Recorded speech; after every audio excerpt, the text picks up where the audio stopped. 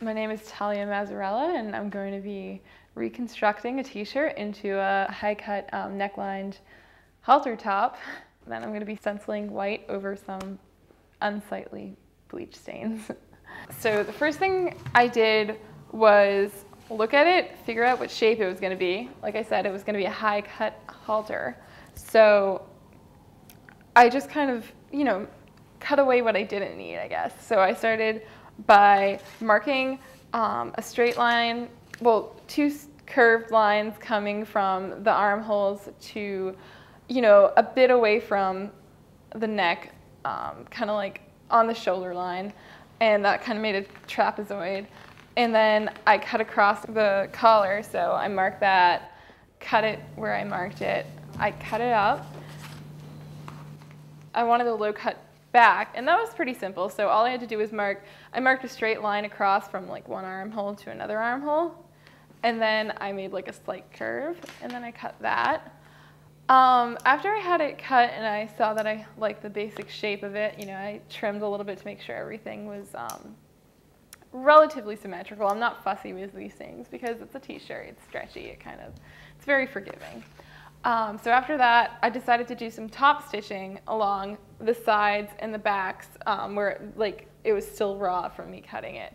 And that kind of just gave it a nice finished edge. I know you don't have to do that with t-shirts because t-shirts are usually pretty good about not fraying, but I just kind of like it. It gives it a more polished look. After that, I sewed up the neckline itself, leaving about a quarter, half-inch for a drawstring. And then I attached the drawstring, in this case I used some yarn just to show you how it would look, to a safety pin, and that makes it really easy to go through the little tubing. So I put the drawstring through the tubing and then it scrunched up, and all I had to do was wear it, and that was it for the shaping of it. For the stenciling, the first thing I had to do was figure out how to cover up those spots. So I started, this morning, I started looking at all these images online, and it had to kind of make sense with the front, which said, "What Choose It Brewery." So that was kind of specific. I couldn't put a flower on. So I was like, what's big and solid that'll cover up the big splotches? Something that would look good in kind of like a glimmering paint, because I had this pretty glimmery white paint, which was also pretty forgiving because it kind of gave a tie-dye-ish effect. You didn't have to be perfectly even with it.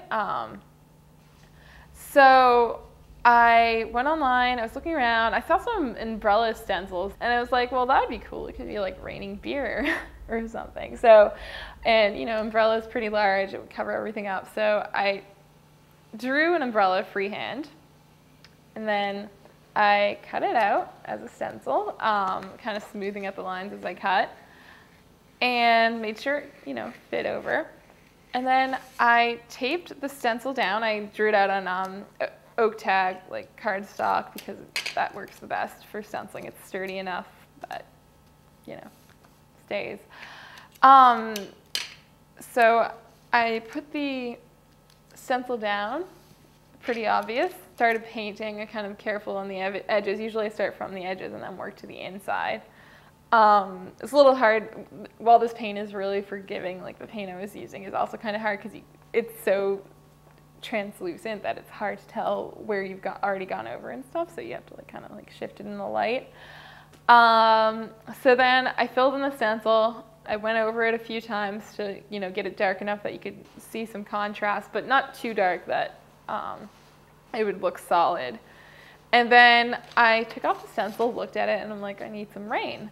So I was going to do some stencils of raindrops, and that would give it a nice clean look, but I kind of liked how I like the splotchiness of rain, so I just kind of took my paintbrush and started testing out the raindrops and seeing if I could draw. And first I tried to draw it really solidly, and then I kind of just dab the paint on and let it streak, and I kind of like the look of that. So I started doing that with a big paintbrush.